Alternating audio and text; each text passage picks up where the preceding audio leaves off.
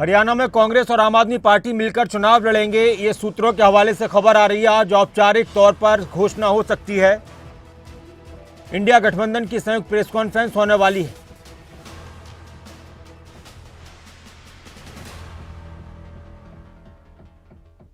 कई राज्यों में गठबंधन हो सकता है। पंजाब को लेकर अभी संशय बरकरार है कि पंजाब में क्या कुछ रहने वाला है, लेकिन दिल्ली में इंडिया गठबंधन की अगर बात की जाए तो कांग्रेस और आम आदमी पार्टी का गठबंधन हो चुका है।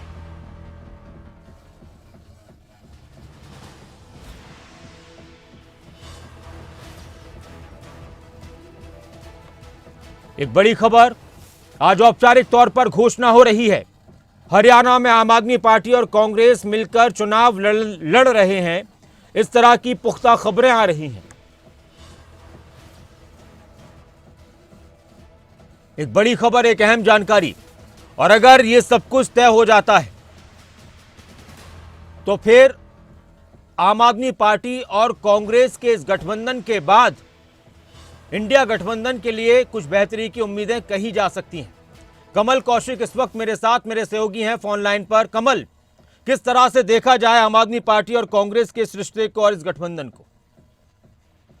लेकिन नासिर, इस समय सीधे दिल्ली से प्रेस कॉन्फ्रेंस चल रही है। साझा प्रेस कॉन्फ्रेंस है आम आदमी पार्टी और कांग्रेस पार्टी की, और बीजेपी से राजनीतिक लड़ाई लड़नी है 2024 की। और आज पूरा खाका तैयार करके एक संयुक्त प्रेस कॉन्फ्रेंस इस समय दिल्ली में चल रही है। सीट बंटवारे को लेकर ये औपचारिक ऐलान हो रहा है। आम आदमी पार्टी और कांग्रेस की ये जो साझा प्रेस कॉन्फ्रेंस है, इसमें एक एक सीट का गणित है। कहाँ पर आम आदमी पार्टी लड़ेगी, कहाँ पर नहीं लड़ेगी। दिल्ली की लोकसभा सीटें 7 है। सीट बंटवारे का जो फॉर्मूला है वो लग रहा है कि अब कांग्रेस और आम आदमी पार्टी के बीच लगभग हो चुका है, और कुछ देर बाद आप देखेंगे कि सहमति दोनों के बीच जो बनी है वो सामने आएगी। सीट बंटवारे का फॉर्मूला हरियाणा में भी है। ऐसे में लग रहा है कि एक आम आदमी पार्टी को सीट हरियाणा में मिलने जा रही है। नो कांग्रेस पार्टी ही चुनाव लड़ेगी हरियाणा में, ये लग रहा है। और दिल्ली की बात करें, सबसे अहम तो दिल्ली भी है, क्योंकि वहां पर आम आदमी पार्टी का होल्ड ज्यादा नजर आता है मौजूदा स्थिति देखे राजनीतिक तौर पर। क्योंकि पहले कभी कांग्रेस की सरकार भी हुआ करती थी, लेकिन ग्राफ कांग्रेस का नीचे गिरता गिरता ऐसा गिरा कि एक भी सीट उनके खाते में नहीं आई थी लोकसभा में, ये भी हमने देखा।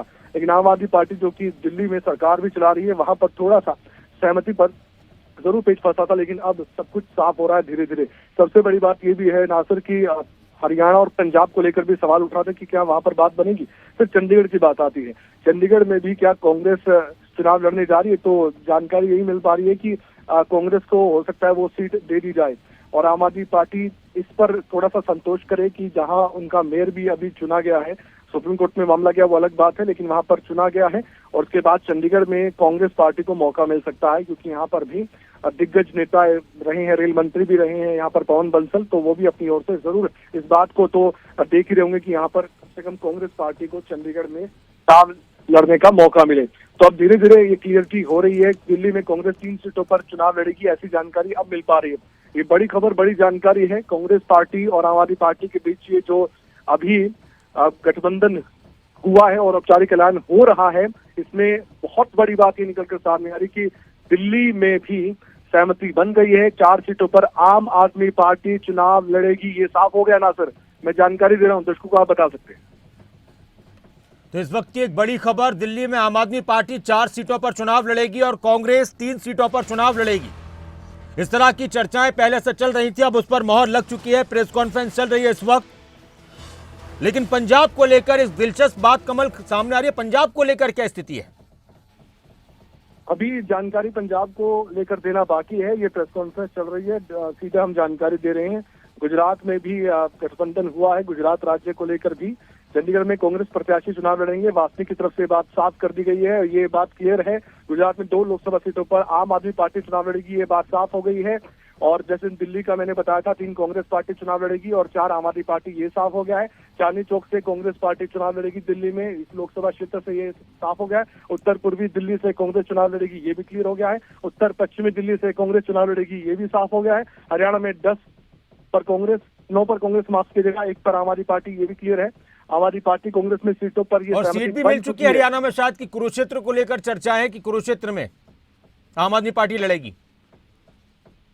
जी, ऐसी चर्चा है, बस ये औपचारिक ऐलान होना बाकी है।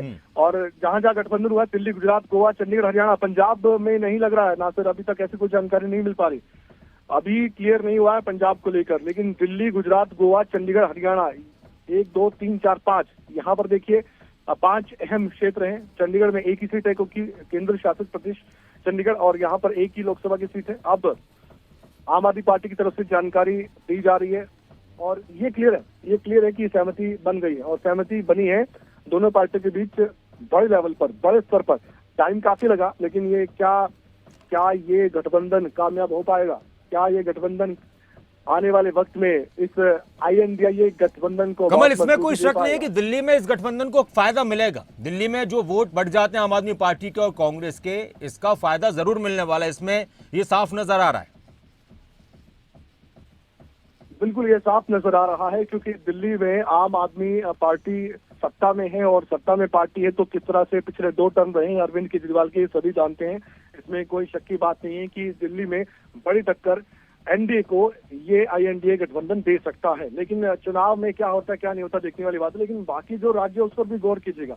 चंडीगढ़ में ये बात आ रही है कि कांग्रेस पार्टी ही चुनाव लड़ेगी और कुरुक्षेत्र, जैसे आप बता रहे थे कि हरियाणा में कुरुक्षेत्र वो सीट है, वो लोकसभा की सीट है जहां पर आम आदमी पार्टी चुनाव लड़ेगी। ये जानकारी निकलकर सामने आ रही है और साफ तौर पर हम ये कह सकते हैं कि हरियाणा का जो गणित है उस पर बहुत ज्यादा गहराई से मंथन किया गया होगा, तभी तो ये जो सीट बताई जा रही है कुरुक्षेत्र की, इसमें कुछ ना कुछ देखा जा रहा होगा कि यहाँ पंजाबी बेल्ट जिसे कहा जाता है और यहाँ पर जातीय समीकरण की बात करें, अंबाला है या कुरुक्षेत्र है, यहाँ पर पंजाबी वोटर्स बहुत ज्यादा हैं और पंजाब में आम आदमी पार्टी की सरकार है।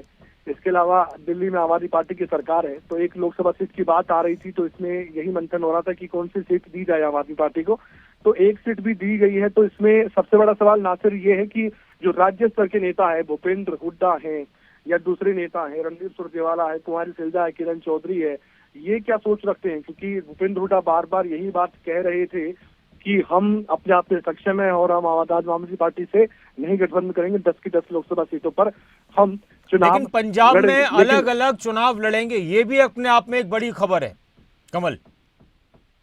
ये अपने आप में चर्चा का विषय है। ये सबसे बड़ा विषय है चर्चा का कि आप हरियाणा में एक सीट दे रहे हैं, पंजाब में कांग्रेस को सीट नहीं, और ये आप क्या एक दूसरे के खिलाफ लड़ेंगे? आम आदमी पार्टी और कांग्रेस ये दोनों एक दूसरे के खिलाफ पंजाब में लड़ रहे हैं, हरियाणा में आप गठबंधन में लड़ रहे हैं, दिल्ली में गठबंधन में लड़ रहे हैं, आप चंडीगढ़ में एक सीट कांग्रेस को देकर वहां चुनाव नहीं लड़ रहे हैं, आप गुजरात में गठबंधन कर रहे हैं। लेकिन क्यों पंजाब में नहीं किया गया? इसके पीछे सीधे सीधे बात ये हो सकती है कि पंजाब में एक तो सरकार है आम आदमी पार्टी की, और ऊपर से जो पिछली बार चुनाव के नतीजे थे और जो पार्टी स्तर के, राज्य स्तर के नेता ज्यादा मुखर थे वहां पर, नासिर आपने देखा होगा वो ज्यादा मुखर थे, आला कमान तक उन्होंने बात पहुंचाई होगी कि पंजाब को तो आप कम से कम छोड़ ही दीजिए।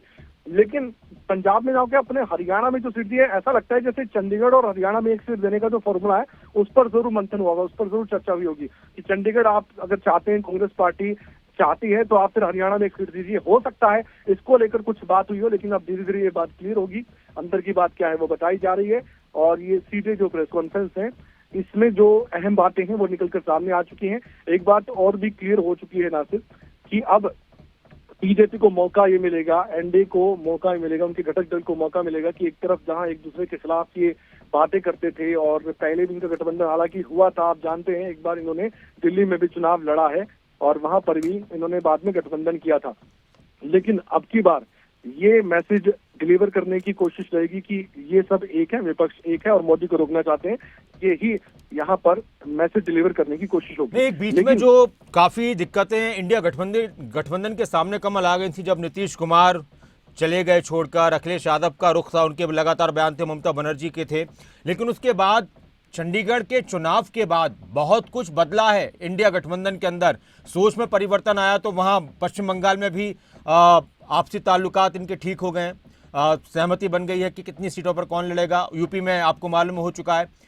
तो कहीं ना कहीं कुछ सबक भी हासिल किया इंडिया गठबंधन ने कि एक इस तरह से करने से फिर हम और भी पीछे चले जाएंगे राजनीति में। बिल्कुल बिल्कुल, ये एक बड़ा संदेश देने की कोशिश है और बात बनी है तो कब बनी है? बिल्कुल चुनाव से एंड वक्त पहले, फरवरी का महीना है, मार्च में आचार संहिता लगने की पूरी खबर है